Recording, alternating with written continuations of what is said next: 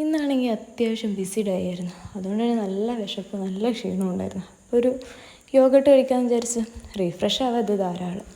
അപ്പം 2 ഉണ്ടായിരുന്നു. ഒന്ന് മാംഗോയും പീച്ച് ആയതിനെ കൊണ്ട് ഞാൻ പീച്ചെടുത്ത് നേരെ അത് കഴിക്കുന്ന സാഹസമാണ് ഈ കാണുന്നത്. ഒറ്റക്കൈ വെച്ചിട്ട് ഞാൻ പൊട്ടിക്കുക. അങ്ങനെ അത് പൊട്ടിച്ച് അത് കഴിച്ച് നേരെ മൂത്തമ്മാടക്ക് പോകാമെന്നുള്ളൊരു പ്ലാൻ ഉണ്ടായിരുന്നു. അങ്ങനെ ഞങ്ങൾ മൂത്തമ്മാടക്ക് പോയി. അവിടുന്ന് വരുന്ന വഴി കർമ്മയിൽ പോയപ്പോൾ നല്ല കൂളായൊരു അറ്റ്മോസ്ഫിയർ.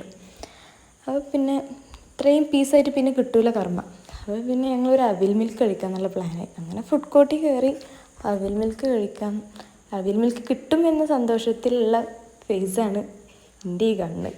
അപ്പം ഇതിൻ്റെ ഉപ്പയാണ്. അപ്പം ഞങ്ങൾ രണ്ടാളും നല്ല സന്തോഷത്തിലായിരുന്നു. അപ്പോഴാണ് അവിൽ മിൽക്ക് ഇല്ല എന്ന് പറഞ്ഞാൽ അവിടെ നിന്ന് ഇറങ്ങി. അപ്പോൾ വെറുതെ വിടാൻ പാടില്ലല്ലോ, അതുകൊണ്ട് ഞങ്ങൾ അടുത്ത കടയിൽ കയറി അവിൽ മിൽക്ക് ഓർഡർ ചെയ്തു.